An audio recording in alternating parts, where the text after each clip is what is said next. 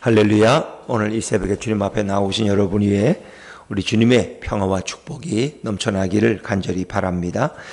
자, 사무엘상 21장은 우리가 전혀 새로운 장을 청하게 됩니다. 다윗의 유랑 생활이라고 이름 붙일 수 있을까요? 이제 시작되는 다윗의 도피 생활의 출발에 관한 그런 이야기입니다. 자, 사울 왕을 도피에 피해서 이제 다윗은 도망가는데 그가 처음으로 도망갔던 곳이 놉이라는 땅이에요. 놉 땅. 근데 놉 땅에는 이제 제단이 있고 거기에 아히멜렉이란 제사장이 그 제단을 지키고 있었습니다. 이 아히멜렉은 따져보면 엘리의 증손자라고 하는데 아마 엘리의 가문이 완전히 멸망하지 않고 그에게도 그래도 근근히 제사장의 면모를 이어갔는데 증손자 아히멜렉이 제사장으로 있었다고 하는 거죠. 자, 그런데 이 아히멜렉은 굉장히 좀 사랑이 많은 사람이에요. 다윗을 보니까 반갑기도 하고 아마 이스라엘 내부에 있었던 소식을 들었겠죠. 다윗이 사울 왕에게 이게 사위가 됐지만 늘 어려움에 처한다는 이야기를 들었을 거예요. 그래서 깜짝 놀라서 다윗을 영접하면서 어떻게 혼자 왔느냐 하더니 다윗이 엄격결에 거짓말하는 그런 모습을 우리가 보게 되죠. 자, 우리 1절과 2절 말씀을 같이 읽어봅니다. 시작. 다윗이 놉에 가서 제사장 아히멜렉에게 이르니 아히멜렉이 떨며 다윗을 영접하여 그에게 이르되 어찌하여 내가 홀로 있고 함께하는 자가 아무도 없느냐 하니 다윗이 제사장 아히멜렉에게 이르되 왕이 내게 일을 명령하고 이르시기를 내가 너를 보내는 것과 내게 명령한 일은 아무것도 사람에게 알리지 말라 하시기로 내가 나의 소년들을 이러이러한 곳으로 오라고 말하였나이다. 네. 이 아히멜렉은 놀랐다는 것은 다윗이 지금 어떤 상황에 있었다는 것을 알고 있었겠죠. 다윗은 엄격결에 거짓말을 합니다. 왕의 특별 명령을 받고 내가 지금 그 비밀 명령을 수행 중에 있기 때문에 내가 홀로 이렇게 왔다는 것입니다. 그러면서 이제 다윗은 그에게 떡을 구하게 되는데 결국 아히멜렉은 사실은 일반 먹을 수 있는 떡이 없었기 때문에 진설병에서 막 내린, 그러니까 성소에 있는 떡은 12지파를 상징하는 12개의 진설병이 있는데 안식일마다 뜨거운 곳으로 올려놓고 식은 것은 내려놓습니다. 이제 막 물려낸 떡, 그것은 사실은 제사장만이 먹을 수 있는 것입니다.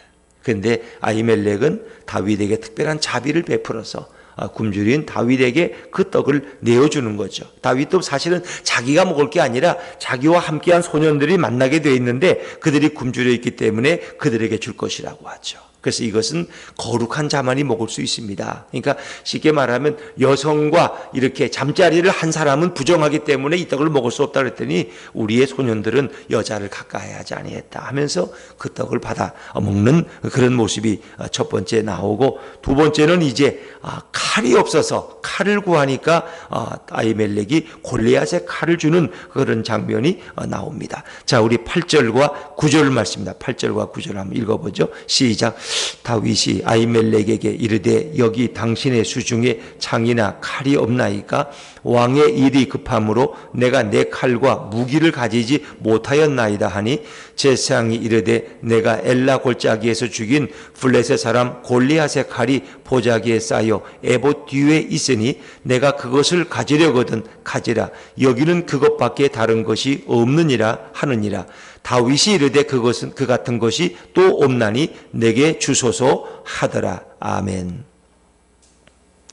자, 이 두 가지 사건은 다윗이 도피 중에서 그가 너무 정말 긴급하고 너무나 당황스러운 상황 속에서 엄격결에 그런 의도적이든 또 의도하지 않았던 그런 거짓말을 하는 모습을 볼 수 있습니다. 이런 걸 보면은 역시 다윗도 완전한 사람은 아니에요. 아무리 그 목적이 나쁘지 않다고 할지라도 일단 거짓말했다는 것은 그렇게 우리가 칭찬할 만한 일은 되지 못하죠. 다윗도 우리가 본성이 같은 사람이라는 거죠. 그도 연약한 사람이고 엄격결에 그가 떡을 구하기 위해서 칼을 얻기 위해서 왕을 핑계대고 거짓말하는, 차마 자신이 사울 왕에게 도망가고 있다는 얘기는 하지 못하고 그런 엄격결에 둘러대는 다윗의 모습을 봅니다. 역시 다윗도 연약한 사람이에요. 우리와 성정이 같은 사람이고 그도 타락한 사람입니다. 근데 하나님의 은혜가 다윗을 지금까지 붙들어 온 거예요. 그러니까 우리가 이런 오늘 다윗의 모습을 보면은 어떻게 그 전쟁터에 나갔다가 그냥 다 두려워서 골리앗 앞에 쩔쩔매는 모습을 보고 이게 말이 되느냐? 나라도 나가서 골리앗을 무찌르겠다 하면서 너는 칼과 창으로 나오지만 나는 만군의 여호와의 이름으로 내게 가노라 하면서 가던 그 다윗의 그 당당한 모습은 사실 보기가 좀 어렵죠.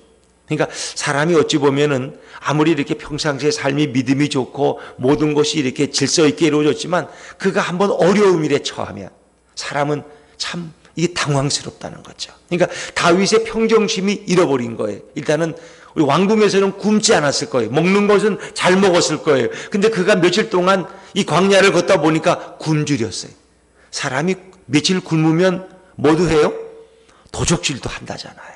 아무리 윤리적이고 깨끗한 도덕 선생 같은 사람도 굶으면 남의 것을 짱발장 같은 사람은 그 오죽 했으면 그 빵 한 덩이 얻었다가 그냥 러시아에서 그 오랜 세월을 감옥에서 그 고통을 당하잖아요. 어찌 보면 인생이라는 게 그런 거예요.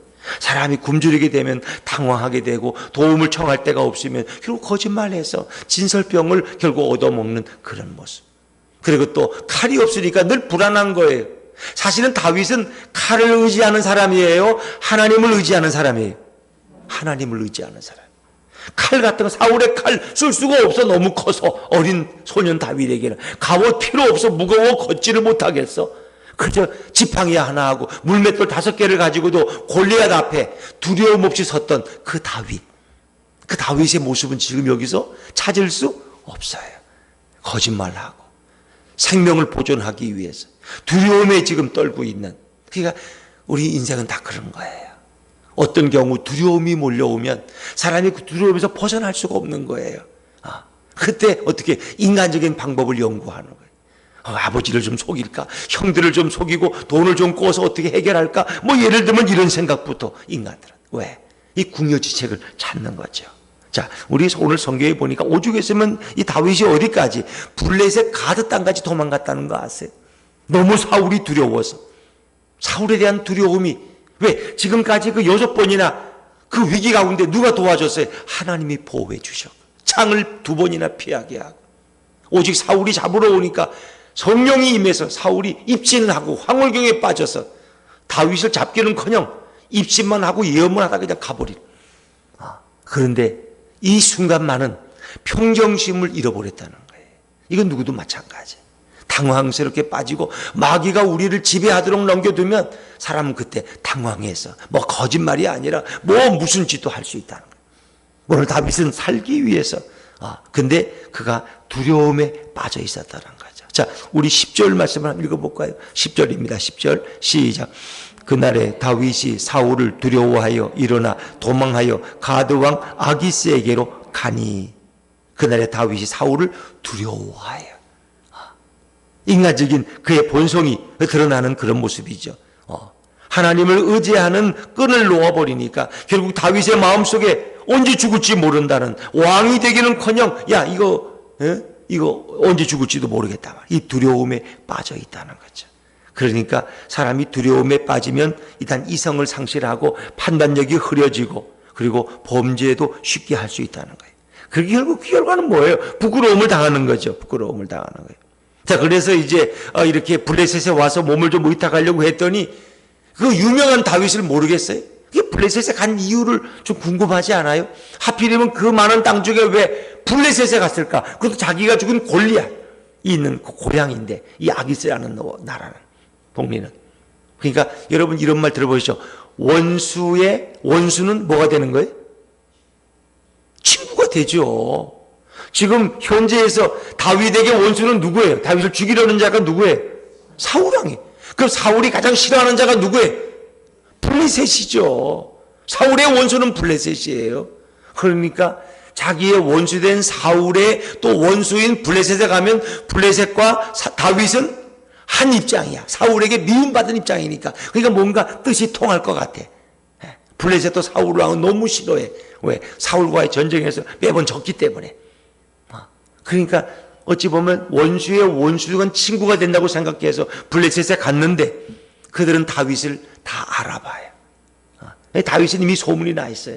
그랬더니 그 아기스 왕의 신하들이 사울이 죽인 자는 천천히요 다윗은 만만이로다 하던 그 자가 아닙니까? 다윗을 그냥 둘리고 저 위험한 자라는 거예요. 그러니까 다윗이 그 말을 듣고 또 두려워서 어떤 모습을 취합니까? 자, 우리 12절 13절 말씀, 12절 13절 말씀 같이 읽죠. 시작. 다윗이 그 말을 그의 마음에 두고 가드 왕 아기스를 심히 두려워하여 그들 앞에서 그의 행동을 변하여 미친 체하고 대문짝에 그적거리며 침을 수염에 흘리매. 오늘 여기서 보여주는 다윗의 모습은 심히 두려움에 빠져있는 그런 모습입니다. 그럼 오직에서는 미친 채 할까? 대문짝에 자기 몸을 그으며 침을 수염에 흘리는. 그래서 아기스 왕이 이런 미치광이를 왜 내게 데려왔느냐 하면서 그 다윗을 쫓아내서 겨우 생명을 부지하는 다윗의 모습을 우리가 볼 수 있습니다. 근데 예수님이 훗날 제 아들이 그 안식일날 배가 고파서 벼 이삭을 잘라 먹어요. 바리새인들이 그걸 보고 어떻게 안식일에 벼 이삭을 잘라 먹냐, 이 타작하는 거 아니냐 하면서 예수님께 막 항의하니까 예수님이 다윗도 굶주렸을 때 성전에 있던 그 진설병을 먹지 않았느냐 하면서 이제 예수님이 말씀하시죠. 사실 그 거룩한 떡은 진설병은 제사장만이 먹을 수 있는 떡이었어요. 그런데 이건 어찌 보면 하나님의 특별한 은혜예요. 다윗이 그것을 먹고도 죽지 아니했다. 또 아히멜렉이 자비를 베풀었다는 것을 참 우리가 나중에 아히멜렉은 세상은 결국 도에게 밀고에 의해서 사울왕에게 처참한 죽음을 당하게 되죠. 이 모든 정말 이것을 우리가 어떻게 설명하기 참 어려운, 그러나 다윗이 자기 생명을 보존하기 위한 두려움에 빠졌을 때 그로 인해서 그런 많은 사람에게 피해를 끼치기도 하고 죄 없는 사람이 죽기도 하죠. 그러나 이제 또 한 면은 하나님은 사람을 세우실 때 하나님이 다윗에게 이스라엘 왕으로 약속하셨고 기름을 부었지만은 그가 실제 왕이 되기까지는 많은 세월이 필요했어요. 그 약속이 성취되기 위해서 많은 연단과 시련과 역경의 시간이 필요했어요. 때로는 다윗이 하나님께 버림받은 것 같은 그런 느낌을 받기도 하고 인간적인 두려움에 빠져서 이성이 흐려지기도 하고 오죽했으면 자기가 죽인 골리앗의 고향인 아기스까지 피신했을까. 그러니까 어찌 보면 하나님이 사람을 쓰시기 위해서는 연단의 과정이 있다는 거죠. 고난과 시련과 역경이 있다는 거죠. 하나님은 때로는 인간들에게 그 고난을 허락하기도 하고 또 때로는 애매한 고난이 다윗에게 찾아올 수도 있었다는 거죠. 다윗이 사실 죄가 있어서 도망가는 건 아니잖아요.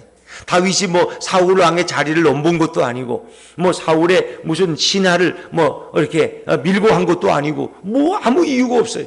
그건 애매한 고난이에요. 어찌 보면. 그러나 그것은 그가 왕이 되기 위한 어떤 연단과 시련의 과정이었어요.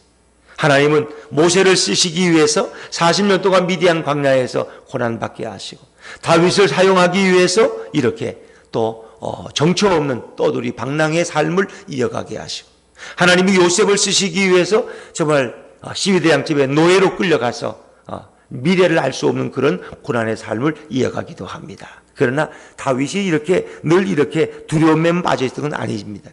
그가 결국은 기도와 말씀을 회복합니다. 그리고 다윗의 시들을 보면 거기에는 인간적인 두려움도 있지만 여호와 하나님을 의지함으로 그가 고백하죠. 이제는 천만인이 친칠지라도 나는 두려워하지 아니하리로다. 천만인이 나를 둘러 진을 쳐도 나는 두려워하지 않는다. 나의 힘이 되신 여호와여, 내가 주님을 사랑하나이다. 주님은 나의 방패 되시고 나의 요새가 되시고 나의 바위가 되시고 나의 생명이 되시고 나의 하나님이 되신다는 다윗의 고백이 나오죠. 그러니까 아무리 믿음 좋은 다윗도 이런 순간적인 두려움 속에 빠질 수 있었다는 거죠. 이것은 우리와 똑같은 성경을 가졌기 때문이다. 그러나 다윗은 그 가운데 다시 하나님을 의지하고 하나님을 찾는 그런 다윗의 위대한 모습을 우리는 발견하게 됩니다. 사람이 두려움에 빠져버리면 결국은 판단이 흐려지게 되고 이렇게 거짓말도 하면 연약한 인간의 모습을 우리는 발견할 수 있습니다. 그러나 다윗은 곧 하나님을 의지하고 다시 담대한 모습으로 서게 되는 것이죠.